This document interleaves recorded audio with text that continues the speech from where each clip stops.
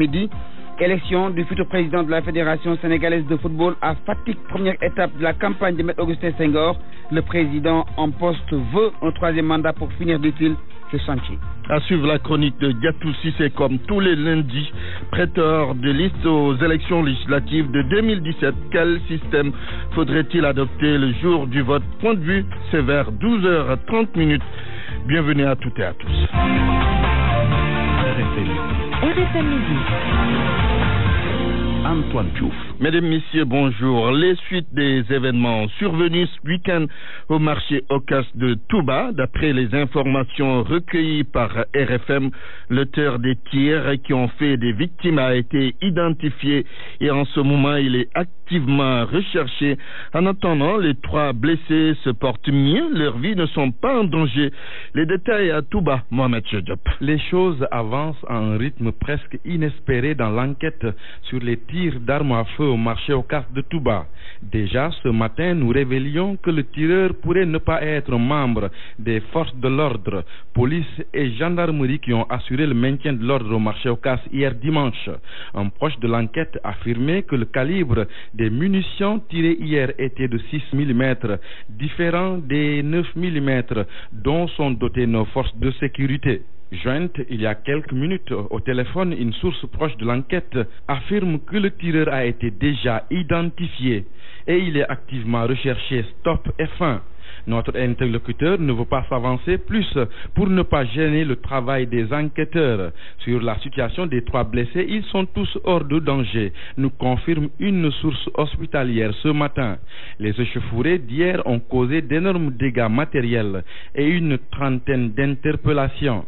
Mohamed Diop, Touba, RFM. Santé, la journée mondiale de la drépanocytose est célébrée aujourd'hui. La drépanocytose, une maladie qui est héréditaire, qui touche 10% de la population sénégalaise d'après les statistiques. Et 1700 enfants naissent avec la drépanocytose. Les meilleurs remèdes sont les autorités sanitaires et la prévention. El Hadj Diogoudien. Même s'il est difficile d'avoir un chiffre exact sur le nombre de cas au Sénégal, la drépanocytose est très répandue dans notre pays. Le professeur Ibrahima Diagne est le point focal drépanocytose au ministère de la Santé. Il y a une personne sur 10 dans la population qui porte le gène de la drépanocytose. Et il y a à peu près 0,5% des enfants qui naissent, c'est-à-dire une naissance sur 200, naissent avec la maladie drépanocytaire, c'est-à-dire les formes graves, SS ou ST ou autre. Donc, si on estime en tenant compte du taux de natalité au Sénégal, qu'on estime à peu près à 340 pour 1000, 1700 enfants qui naissent chaque année avec une maladie grave de la drépanocytose. La drépanocytose est une maladie pour laquelle il n'existe pas de traitement. Cependant, il y a un médicament pour les cas compliqués. Maintenant, il y a un petit nombre de cas qu'on n'arrive pas à contrôler avec les mesures habituelles et qui relèvent de traitements un peu plus spécifiques avec une molécule que l'on appelle l'hydroxycarbamide qui est commercialisée, qui appelle également hydroxyurée. Face à cette situation, la prévention primaire et la sensibilisation sont les moyens de lutte les plus efficaces, professeur Ibrahima Diagne. Et que les gens puissent se faire dépister avant d'entrer dans une union. Et qu'une fois qu'ils sont dépistés, ceux qui sont porteurs de la maladie à moitié, ce qu'on appelle les AS, porteurs du trait drépanocytaire, évitent de s'unir avec d'autres personnes porteuses du trait drépanocytaire, parce que si l'union est faite, il y a une chance sur 4 à chaque grossesse de voir naître un enfant malade de la drépanocytose. La drépanocytose touche plus de 50 millions de personnes dans le monde. Cette maladie héréditaire est due à une anomalie des globules rouges dans le sang. Elle se manifeste principalement sous les formes AS, SS la plus grave, mais aussi SC, une forme très rare au Sénégal. RFM 94.0, la radio en frisson. Il est 12h06. Vous suivez le grand journal Hambourg. Vous nous suivez sur la 95.8. Après la sortie d'Ousmane Tanordien hier, qui dit n'avoir pas souhaité que Khalifa Sall aille en prison, les proches du maire de Dakar réagissent, mais c'est pour dire que la déclaration du secrétaire général du Parti socialiste n'est rien d'autre que du médecin après la mort. Idrissa Diallo banalise et regrette tout cela au téléphone d'El Hadj Daouda Diouf. Ça me laisse ni froid ni chaud, parce que dans cette affaire, il n'y a pas de sincérité. Il y a des gens qui essaient de tuer des gens par derrière, des coups de poignard. Chagnard et de l'autre côté se permet de regretter. En tout cas, ça me dit rien, quoi. J'ai écouté comme une personne qui parlait comme ça. Moi, je crois qu'il y a des choses, quand un camarade de parti est arrêté, il y a des choses qu'on attend du parti. Et maintenant, si le patron, qui se dit patron, que moi je ne reconnais plus comme patron, parce qu'il est en train de faire des dérives dans le parti même, qu'il est en train de détruire, qu'il nomme des gens que le Congrès a installés. Alors ce monsieur, si c'est après 3 mois ou bien c'est plus de 100 jours de détention, du secrétaire politique du parti qui se permet d'exprimer ses regrets, j'ai dit que moi je regrette pour lui aussi. Vraiment, je suis attristé pour lui. Je sais qu'il a perdu peut-être le Nord. Et aujourd'hui, il n'a qu'à rendre grâce à Khalifa Sall. Parce que si Khalifa n'était pas dans cette position, il n'allait pas avoir 17 investis. Donc, c'est grande grâce à Khalifa et qu'il nous rende grâce. Parce que nous, au moins, on a pu dire non à Benno Bokk Yakaar. Et c'est pour cela que lui, il a aujourd'hui ces 17 positions. Idrissa Diallo, un des proches du maire de Dakar, Khalifa Ababacar Sall. Comment envisager la bataille des Thiès pour les prochaines législatives? Si l'on vous pose la question, dites tout simplement qu'elle sera épique entre Idrissa Seck qui règne en maître à Thiès et le président Macky Sall qui vient de faire savoir que la localité constitue un enjeu de taille pour lui. Voyons tout cela avec Cheikh Anta Diop. Thiès représente un enjeu politique de taille pour la mouvance présidentielle. La coalition Benno Bokk Yakaar, sur instruction du président de la République, a mis les bouchées doubles pour la reconquête de l'espace politique thiessoise. Cet investissement sera-t-il suffisant? La question est diversement appréciée. Nous savons qu'il fera tout pour faire perdre Idi. Salou Ndiaye, instituteur à la retraite. Il faut dire qu'à Thiès, ça va être extrêmement difficile de battre Idriss Seck. Il est sur le terrain, ses amis sont sur le terrain et ils font un travail de fourmi qui date de très longtemps. Moi, je vois bien que c'est possible parce que si on va dans un passé récent, c'est Idriss Seck qui constituait presque le leader incontestable dans cette ville. Mais on voit qu'il perd un peu l'hégémonie au fur et à mesure des années, que le contexte politique sénégalais aussi change. Que, bon, parmi ces hommes aussi, je ne vois pas quelqu'un qui peut égaler quand même Idriss Seck. Mais comment c'est qu'ici au Sénégal, la politique aussi s'apparente un peu à des moyens financiers. Il a quand même la possibilité de titiller un peu les leaders politiques de l'opposition. Pour certains, quels que soient les moyens déployés par le président Macky Sall, Thiès restera la chasse gardée d'Idrissa Seck. Surtout que l'APR engage les élections en ordre dispersé. Côté de l'APR et de sa coalition, quoi qu'on dise, ils sont très divisés. Ils ne s'entendent pas. Mamadou Ndiaye, Siré Dia, Thierno Alassane Sall et autres ne s'entendent pas. La bataille électorale sera rude à Thiès et la coalition Benno Bokk Yakaar en plein dans ses activités pour renverser la tendance. RFM Thiès, Cheikh Anta Diop. Qui gagnera la bataille de Thiès? Verdict au soir du 30 juillet prochain. Au lendemain de la démission de Habib Sy du Parti démocratique sénégalais, la tête de liste départementale de la coalition gagnante Ouattou Sénégal à Linguère réagit. Abdou Thiam déclare que l'ancien ministre et ancien maire de Linguère n'est soutenu que par 3 sections du département. Le secrétaire général de la section PDS de Dara précise aussi qu'il est sorti majoritaire lors de la réunion d'investiture. Écoutons Abdou Thiam avec El Hadj Ndiogoudienne. Le ministre d'État aussi hier a organisé une réunion dans sa maison et dans son salon. Il n'a pas osé organiser une réunion au niveau de la mairie ou au niveau du centre Aline Badara Cissé qui était le lieu en tout cas par excellence de la tenue des réunions. Il a organisé une réunion chez lui, il a filtré. Certains militants même de la ville de Linguère n'ont pas assisté à cette réunion. Et au niveau du département, en tout cas je vous dis tout de suite que sur les 19 sections, il y en a que 3 qui ont assisté à cette réunion. Donc c'était une réunion familiale qu'il a organisée avec sa nièce Diama Seck et son neveu Adama Fall, donc ils ont démissionné. Mais en tout cas le PDS reste derrière en tout cas son leader Abdoulaye Wade et derrière le secrétaire général adjoint Omar. Habib Sy est parti parce qu'il est mécontent des investitures. Il dit que la liste consensuelle du département de Linguère proposée à la direction du PDS a été modifiée. Qu'en est-il exactement? La réunion s'est tenue au niveau du centre Aline Badara Cissé. L'ensemble des sections, les 19 sections étaient représentées. Sur les 19 sections, 14 avaient soutenu ma candidature. Donc, quand le superviseur était venu, Habib Sy a pris la parole pour faire l'ouverture de la séance. Et après, il a quitté la salle. Parce que quand même, l'ensemble des représentants scandaient mon nom. D'ailleurs, Habib Sy n'a pas assisté à la cérémonie. Ça, je finis à le dire à tous les Sénégalais, à toutes les populations de Djolof qui nous écoutent. Habib Sy n'a pas assisté à cette réunion. Et donc, la réunion n'a fait pas tenu parce qu'Habib Sy a quitté la salle. Parce que, quand même, tous les gens qui étaient là-bas scandaient mon nom. Donc, s'il dit qu'aujourd'hui, il y avait un consensus, ça nous étonne. Les précisions de Abdou Thiam, tête de liste de la coalition gagnante Wattu Sénégal à Linguère. On continue d'épiloguer sur la non-investiture d'Aminata Touré sur les listes de Benno Bokk Yakaar. À Kaolack, ses partisans ne décolèrent toujours pas. Ils veulent comprendre pourquoi l'ancien Premier ministre a été tout simplement écarté. Kaolack, Ibrahima Diamé. La non-investiture d'Aminata Touré comme tête de liste nationale suscite toujours des interrogations au sein de ses militants et sympathisants. Selon le coordinateur de l'Alliance pour la promotion du développement local, Moustapha, l'envoyé spécial du chef de l'État a été éjecté de la liste dans les toutes dernières minutes. Nous avons travaillé pendant pratiquement 3 ans avec le Premier ministre. Il avait aujourd'hui toutes les possibilités, tous les moyens, toutes les stratégies et toutes les connaissances requises pour diriger cette Assemblée nationale. Mais au dernier moment, on a vu que la liste a été changée et la tête de liste a été confiée au Premier ministre. Nous n'avons rien contre lui. Les sympathisants de l'ancien Premier ministre n'en finissent pas avec ce qu'ils considèrent toujours comme un mystère et demandent des explications et des clarifications dès après les élections sur le blackout d'Aminata Touré. Mimi Touré était pressenti diriger la liste nationale. Ça, il faut le dire. Jusqu'au dernier moment. Qu'est-ce qui s'est passé? Non, on ne peut pas entrer dans ces détails. Parce que peut-être après les élections, on en a plus clair. Après les élections, on saura véritablement que les changements de dernière minute qui ont apporté sur la liste ont fait que Mimi Touré n'a pas pu diriger la liste. Tout de même, ils ont salué la sérénité dont leur leader a fait montre, disent-ils, après avoir constaté qu'elle ne figure pas sur les listes. Ibrahima Diamé, Kaolack, Radio Futurs Médias. Et pour clore ce chapitre politique, il ne faut pas espérer que Moustapha Falké quitte la tête de la coalition Macky 2012, même s'il y a des remous par rapport aux investitures et à son leadership. Le patron du parti APL, Dogoubou Mougaté, tient à dire que le bilan de Macky 2012 est bien satisfaisant.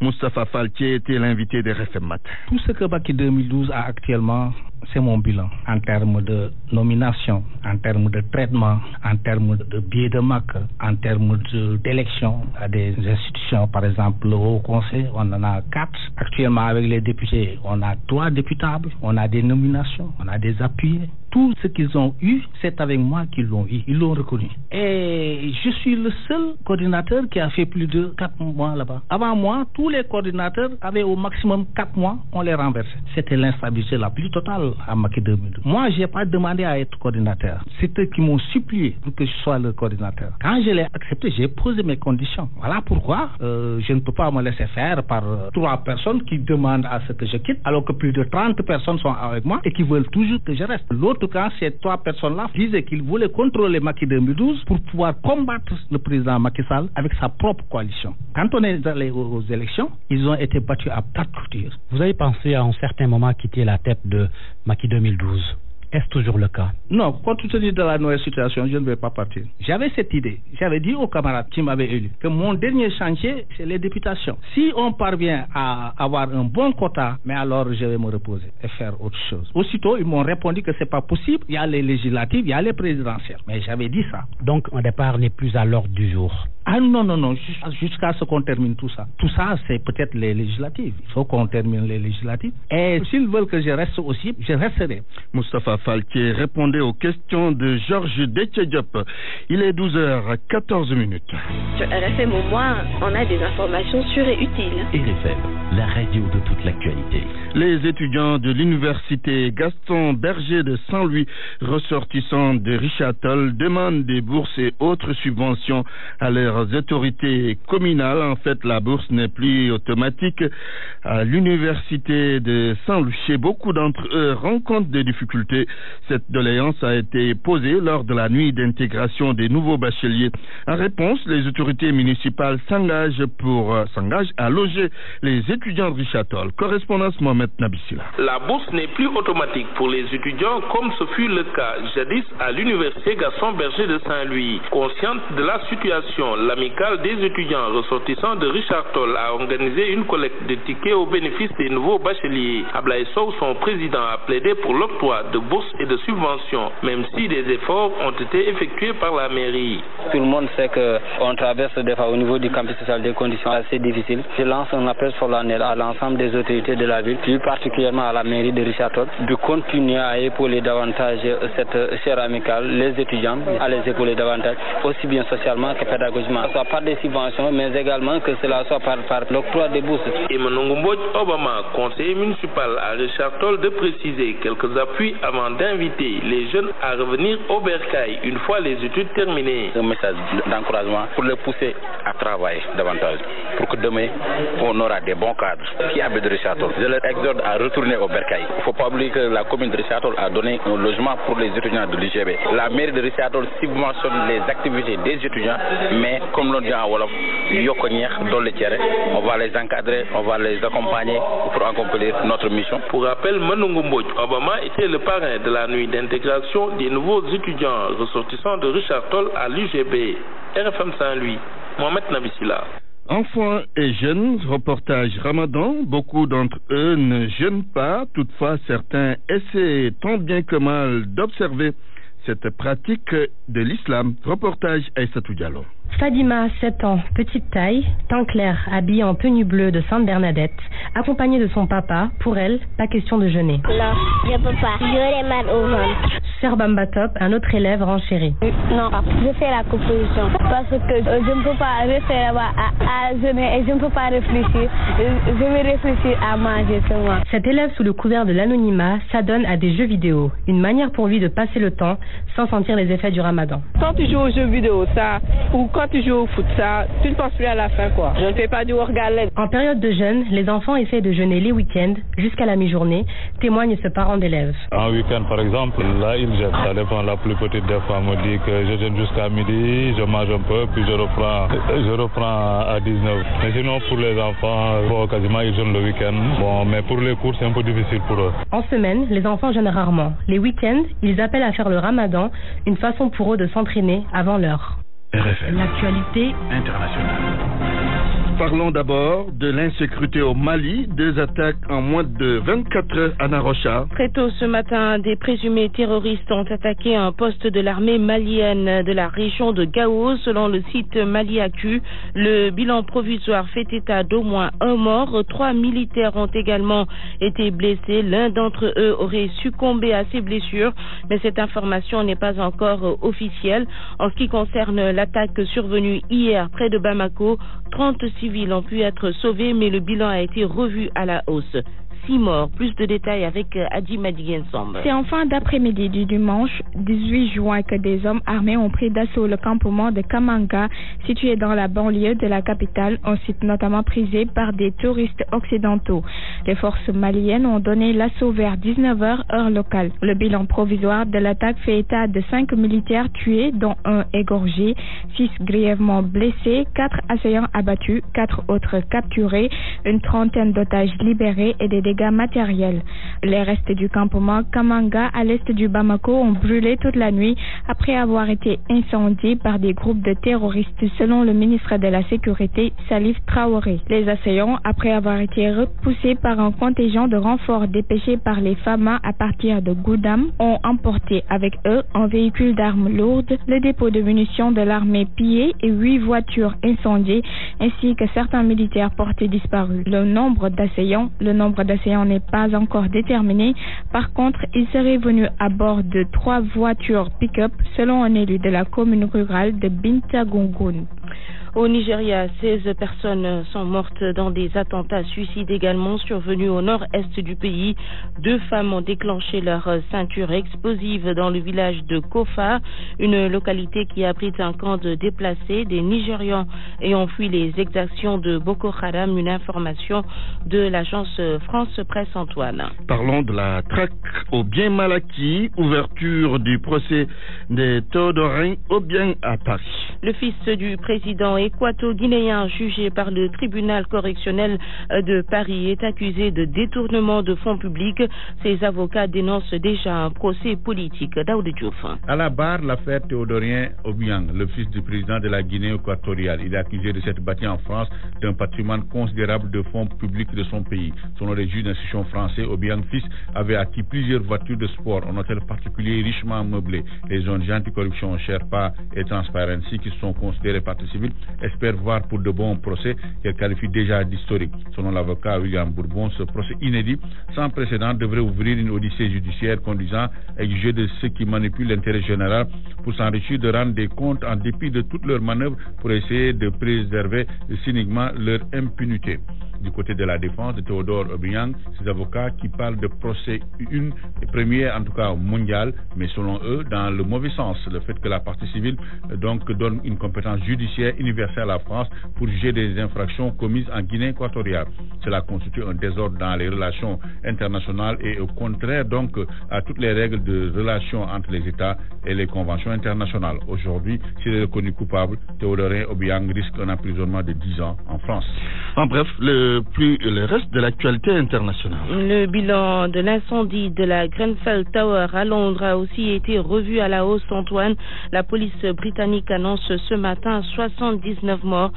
Certains habitants de l'immeuble de 24 étages sont toujours portés disparus 5 jours après le drame. Anna Rocha, merci pour cette page internationale. Parole aux auditeurs. L'actualité, qu'en pensez-vous? Moi, je pense que vous devrez. Réagissez dans nos éditions d'information sur l'actualité. Bonjour. Oui, bienvenue sur cette antenne d'RFM. Du lundi au vendredi, vous avez la parole sur RFM. Pléthore de listes aux élections législatives de 2017. Quel système faudrait-il adopter le jour du scrutin? Point de vue, c'est dans quelques minutes. RFM. Rebonjour Malal Junior Gagne. Rebonjour Antoine. La lutte en ouverture de cette page des sports. Organisation du drapeau du chef de l'État. Le CNG fixe les règles. Au niveau de la catégorisation de poids, il n'y aura pas de tolérance. Le président du comité de gestion de la lutte a été clair en conférence de presse. Tous les règlements seront respectés à la lettre. Les lutteurs qui seront en surpoids ne vont pas participer à la compétition. Le président du CNG s'est également prononcé sur le budget. Nous l'écoutons. La tolérance sur charge poids sera de 0. Il y a la catégorie des 66, des 76, des 86, des 100 et 120. Il n'y aura pas de tolérance de poids. Et les lutteurs non licenciés ne participeront pas au tournoi du drapeau du chef de l'État. Au niveau du budget, Président, où en êtes-vous? Est-ce que tout est fin prêt et bouclé? Elle est en cours. Je peux dire même qu'elle est là. Reconnaissons que cette année, nous sommes bien soulagés par cette subvention, comme l'avait dit le ministre, qui va arriver à temps et qui va réduire nos nuits blanches. Et bien sûr, qui ne va pas couvrir toutes les dépenses, mais qui nous permettra quand même de respirer au moins à 60 voire 70% du budget prévisionnel, qui tourne un peu plus de 65 voire 70 millions. Rien que pour les récompenses, nous tournons autour de 20 millions. L'hébergement est beaucoup plus cher. Le transport, nous remboursons. C'est le comité national qui prend en charge toutes les dépenses afférentes au drapeau du chef de l'État. C'était donc le président du CNG de lutte, le docteur Alioune Sarr. Football, élection du président de la Fédération sénégalaise, Maître Augustin Senghor entre en campagne. Il était à Fatick pour la première étape de cette campagne, Antoine, occasion pour le président sortant et candidat à sa propre réélection de rencontrer les différents acteurs du football dans la partie sine du Sénégal, occasion pour Augustin Senghor d'échanger avec les acteurs pour expliquer son programme. Aminata Goudjabi l'a suivi. L'équipe sortante de la Fédération sénégalaise de football sollicite à nouveau les voix des acteurs du football faticois. Devant les dirigeants des différents clubs locaux, Maître Augustin Senghor dresse ses objectifs majeurs si jamais il est réélu à la tête de la Fédération sénégalaise de football. C'est continuer à développer le football pour qu'il se joue partout. Parce que la clé du développement du football, ce ne sont pas forcément les équipes nationales, c'est le football à la base. Et c'est cette clé de voûte qui va permettre de grandir, d'avoir un football performant et de pouvoir gagner. Finaliser aussi l'hôtel fédéral au niveau du centre de Toubab Dialaw. Aujourd'hui, Toubab Dialaw, c'est ce que j'appelle la nouveauté fondamentale pour le football. Ça a changé le paradigme du football sénégalais. Mon rêve à moi, si je suis réélu, c'est de pouvoir être le président qui va apporter au Sénégal le premier trophée continental. Et je veux être aussi celui qui peut le ramener à la Coupe du Monde. L'autonomisation de la fédération est aussi une priorité. En tout cas, sur certains aspects, la fédération veut se prendre en charge elle-même, même si elle se considère comme l'instance sportive qui dépense le plus d'argent. Le rêve, c'est d'arriver à ce que nous ayons une autonomie totale, de sorte que nous ne puissions solliciter l'État que de manière périodique, et notamment pour ce que j'appelle souvent les charges de souveraineté. Quand on doit louer un avion, vous savez bien que la fédération ne peut pas. Quand on doit payer des primes qui dépassent souvent de temps à autre, sur un match de 100 millions, il n'y a que l'État qui peut le faire. C'est là, nous voulons continuer à ce que l'État nous accorde, mais sur les autres aspects, on veut nous prendre en charge nous-mêmes. Et ça passera par intensifier la recherche des moyens à travers les sponsors. À Fatick, Maître Augustin Senghor a tiré un bilan satisfaisant de la Fédération sénégalaise de football au cours de ces 4 dernières années. Selon lui, beaucoup de réalisations ont été faites.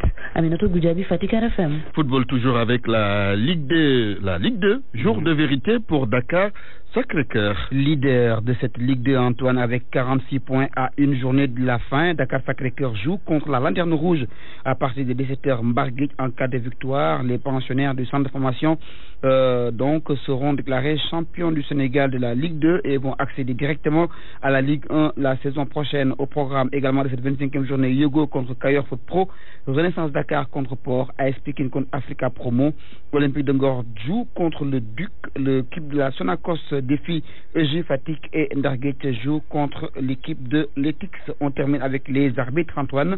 L'ACRA, la commission centrale des arbitres de Diourbel, a renouvelé son bureau. Ils ont un nouveau président. Il s'agit de Papa Bathily qui remplace Khalil Aoudi. Babacar Diouf. Le baobab est tombé. Khalil Aoudi n'est plus le président de la commission régionale des arbitres de Diourbel. Après 30 ans de service, il a été défenestré lors de l'Assemblée générale des arbitres tenue ce dimanche. Pape Bathily, son successeur, décline ses objectifs. Ça a été très difficile. L'heure actuelle, c'est au rassemblement. Donc j'invite tous les arbitres à s'unir autour de ma personne pour bâtir une CRA exemplaire, une CRA modèle. Une CRA qui sera enviée par toutes les CRA du Sénégal. C'est ça surtout le message que je lance dans un premier temps. Maintenant, je vais essayer de rassembler, de former une équipe avec laquelle, une équipe de choc, je vais dire, avec laquelle on va travailler. Malgré toutes les critiques portées contre le président sortant, Pape Bathily dit ne pas vouloir faire la chasse aux sorcières. L'heure n'est pas à la chasse aux sorcières. Comme je l'ai dit, quand on tourne la page, donc on efface tout. Tout ce qui est tache noire, on doit enlever ça. L'objectif, c'est demain. L'objectif, c'est demain. On va essayer d'éviter ça. Tout ce qu'il a eu à faire de bien, on va essayer de consolider ça. Pour rappel, contre toute attente, les journalistes de la région ont été chassés de la salle où se tenait la rencontre des arbitres de la région. Diourbel, RFM, Babacar Diouf. Antoine, c'est tout pour la. Merci Malal Junior Diagne. RFM, la chronique du jour. Le soukar au corps, une pratique dévoyée et très mal dévoyée au Sénégal. Diatou Cissé. À Numbelan, Ramadan rime avec soukar au corps. À l'origine, cette pratique culturelle relevait d'une marque de considération et de respect à l'endroit de personnes de notre entourage. Aussi était-il destiné aux oncles, tantes et autres vieilles personnes du voisinage dont on sollicitait aussi les prières. Alors, une boîte de sucre, un mets bien préparé ou un petit billet de banque suffisaient pour faire l'affaire. C'était l'époque où on était juste dans l'acte symbolique. Depuis, le soukar au corps, comme une liane, ne cesse de croître dans tous les sens, au point de devenir une source de stress et d'angoisse chez bon nombre de femmes. Mal leur en prie, car ce sont elles-mêmes qui ont dévoyé une belle tradition. En effet, le soukar au corps a pris des proportions démesurées. La pratique reflète toutes les extravagances et excès dont certaines femmes de Numbelan sont capables. Au-delà de la simple marque de considération, le rituel du soukar au corps est transformé en opportunité pour en mettre plein la vue à la belle famille. Du sucre aux quelques poulets bien mitonnés, on est ainsi passé au cadeau de luxe. Chaque mois de Ramadan, des épouses sont prises dans une surenchère et une compétition dont elles sont, quant au fond, les seules victimes. Ayant habitué la belle famille à des prodigalités, celle-ci, à juste titre, chaque Ramadan, s'attend à être davantage épatée. Le fin mot de l'affaire, c'est que ces dames cherchent à s'attacher la sympathie et le soutien particulièrement des belles-sœurs, et ce, à tout prix. Intellectuelles, cadres, ménagères, rares sont celles qui échappent à ces dérives dans le sillage d'une tradition toute simple au départ. Chaque année, elles honorent le rituel, quitte à s'endetter, tout en se plaignant de la saignée financière qu'elle induit. On en arrive même à maudire, à tort, la belle famille qui, pour être juste, n'en demande pas toujours autant.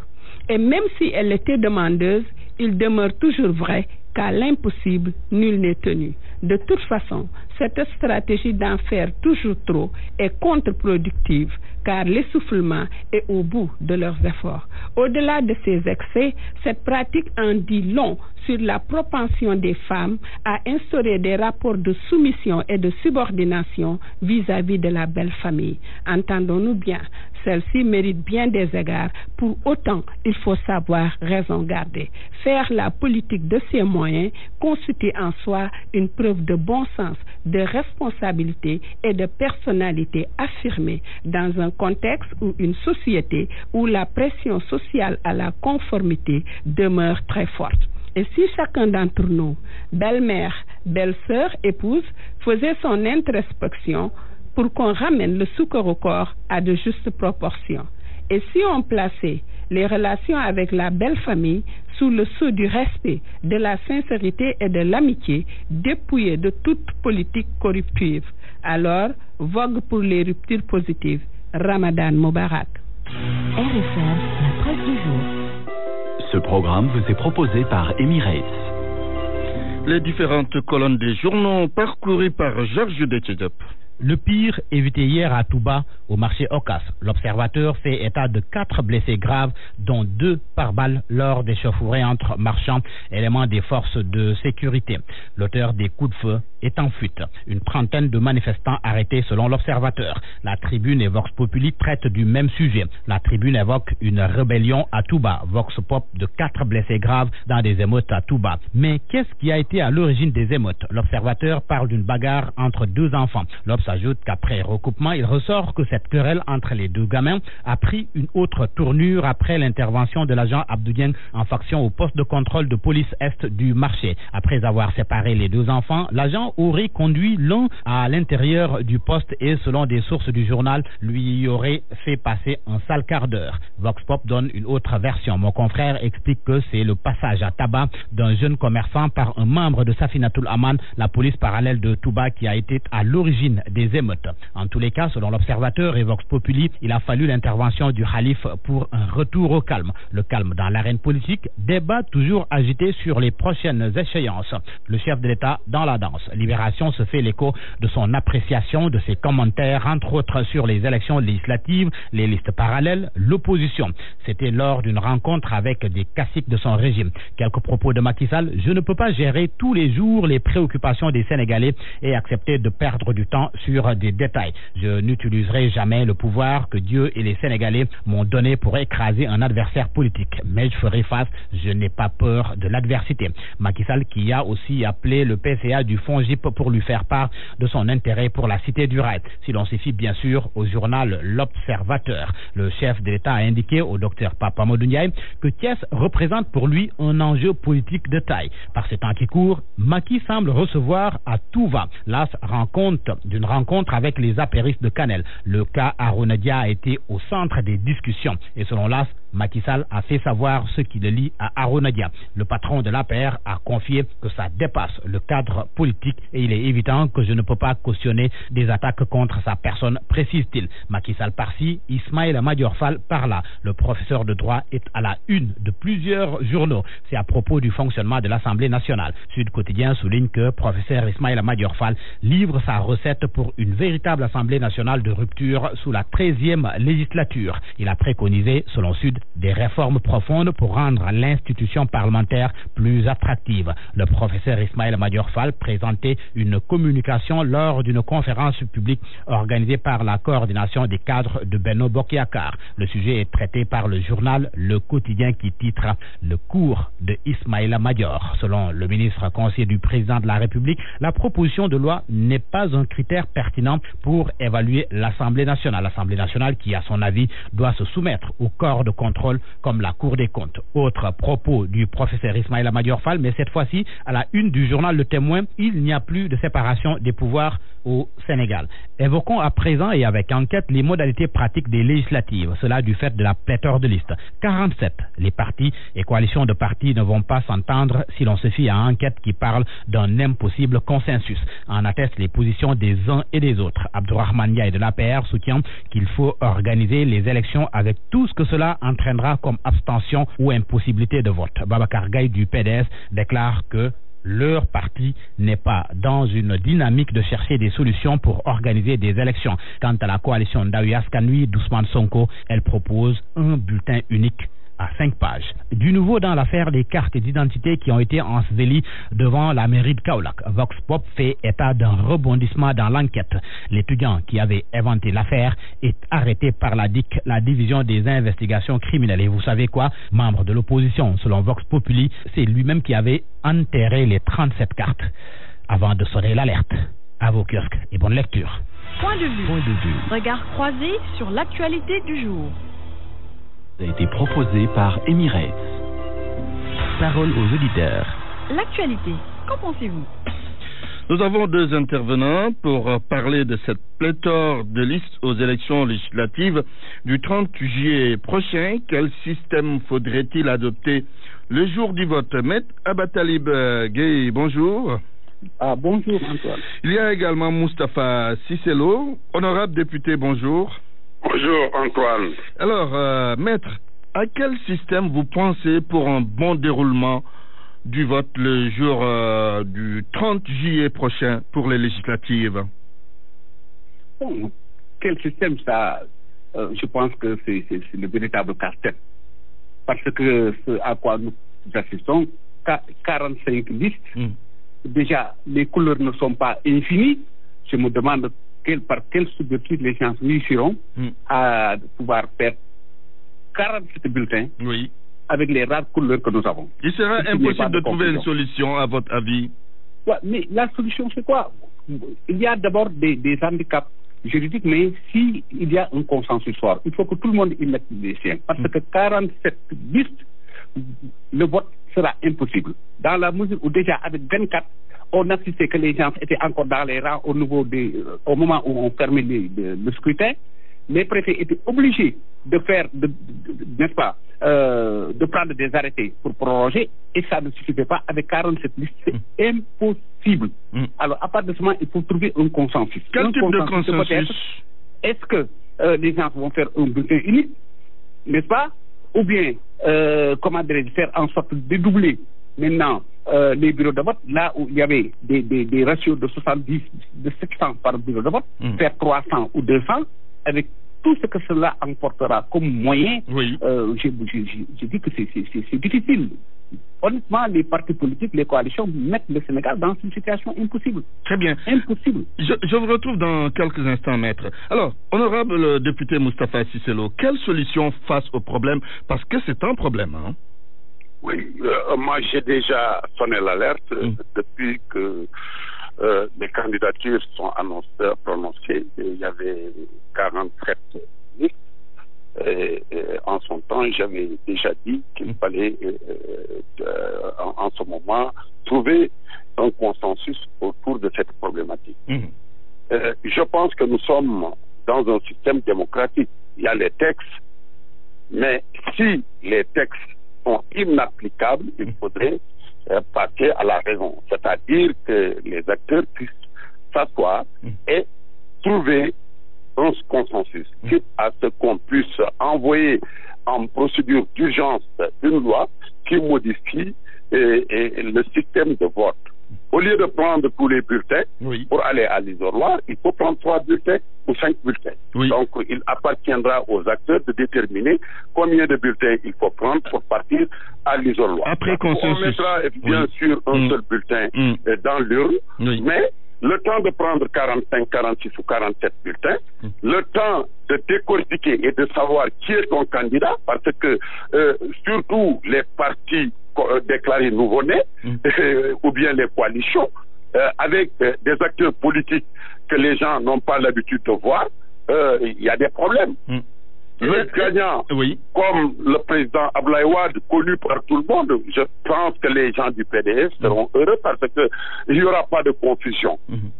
Mais pour d'autres, ça peut quand même créer la confusion.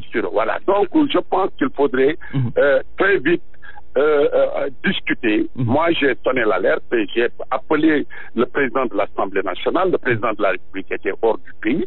J'ai parlé avec mon parti, le chargé des élections, Benoît, et tous pour qu'on puisse, Morngom, parler, échanger et voir une formule qui puisse être appliquée pour que les Sénégalais puissent aller voter. Mais le problème, Antoine, c'est le problème des représentants des partis politiques ou des coalitions. 47 représentants dans une salle de classe.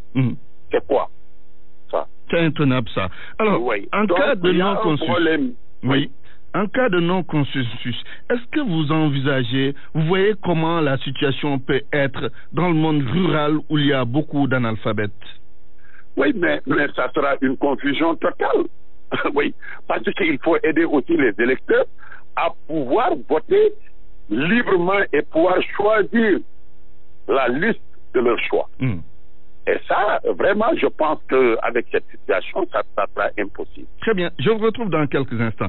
Maître Aline Abatalib Gueye, des leaders politiques sont contre le choix de 5 bulletins par l'électeur. D'autres proposent un bulletin unique. D'autres ont leur proposition qu'on connaîtra peut-être plus tard. À la lumière de cette situation confuse, on peut la qualifier ainsi, est-ce que l'heure n'est pas venue pour le Sénégal d'adopter le système du bulletin unique comme ça se passe ailleurs? Oui, c'est une solution. C'est une solution. Mais l'essentiel, c'est le consensus. Le 31 juillet, c'est déjà demain. Il faut que les gens s'assoient et trouvent les solutions dès maintenant. On parle, mais jusqu'à présent, rien n'est encore fait. Maintenant, tout cela, c'est dans le cadre de l'avenir, mais immédiatement, il faut chercher une solution consensuelle qui puisse sauver, je dis bien, si nous tous, nous voulons que les élections aient lieu le 31 juillet. Parce que ce qui se voit, s'il n'y a pas de solution, je me demande comment ces élections pourront se tenir. Parce que s'il faut les tenir n'importe comment, s'il faut peut-être que beaucoup qui seront dans les rangs ne puissent pas voter, je dis que si un seul Sénégalais qui est dans les rangs ne réussit pas à voter, c'est un échec. Très bien. Merci, Maître Aline Abatalib Gueye, avocat et député à l'Assemblée nationale. Moustapha Cisselo, on termine avec vous. Le bulletin unique, instauré de façon définitive, ça peut être une solution? Oui, une très belle solution parce que c'est une solution expérimentée dans d'autres pays et qui marche fort. Je pense qu'on doit aller dans ce sens pour économiser de l'argent. Et il faudrait qu'on réfléchisse. Moi, je ne suis pas contre le bulletin unique. Je suis tout à fait en phase avec ceux qui pensent qu'il faut avancer. Il faut avancer. Le système démocratique, il faut l'assainir. Il faut l'améliorer. Oui. Est-ce que ça signifie que le Sénégal est en retard sur ce plan? Ah oui, il est en retard. Le Sénégal est en retard. Mais malgré toutes nos avancées démocratiques. La faute à qui? Oui. Il y a des régimes qui se sont succédés et qui ont refusé ce bulletin unique. Pourquoi vous ne l'avez pas instauré? Ah non, je ne peux pas. Je ne suis pas à la tête de l'État. Si un jour je suis élu président de la République du Sénégal avec une majorité, moi je vais passer au bulletin unique pour donner beaucoup plus de vitesse au vote et enlever les épines pour qu'il n'y ait pas de tracasserie, pour que les gens votent et votent très vite. Parce que chacun doit connaître son candidat. Nous avons l'obligation de former nos militants pour que le jour où nous allons vers le bulletin unique, que les gens puissent cocher comme ça se fait dans d'autres démocraties. je suis pour le bulletin unique et je me battrai en tout cas à l'Assemblée nationale parce que je pense que je serai élu parce que je suis 3e sur la liste nationale. Et je vais me battre pour qu'on puisse en tout cas aller dans ce sens. Et je vais essayer de convaincre mon parti et la coalition Benno Bokk Yakaar. En tout cas, merci honorable député Moustapha Cissé Lo, membre de l'APR. C'est fini pour Point de vue aujourd'hui. La météo, c'est tout de suite. Un temps stable et plutôt ensoleillé va prédominer sur l'ensemble du territoire, à l'exception de la zone de Kédougou, qui restera propice à des manifestations pluvieuses orageuses au courant de la nuit. Une chaleur diurne sera fortement marquée sur le pays, où les températures vont atteindre des pics de 29 à 30 degrés sur le littoral et 41 à 43 degrés sur les régions nord-est et centre. Fin de cette édition. Voici le rappel des titres. Tir d'armes à feu au marché Ocas de Touba. L'enquête suit son cours et le tireur déjà identifié. En ce moment, il est recherché. Médecin après la mort. Voilà comment les proches de Khalifa Sall qualifient la déclaration d'Ousmane Tanor Dieng sur l'emprisonnement de leur mentor. Les regrets d'Idrissa Diallo s'étaient dans ce...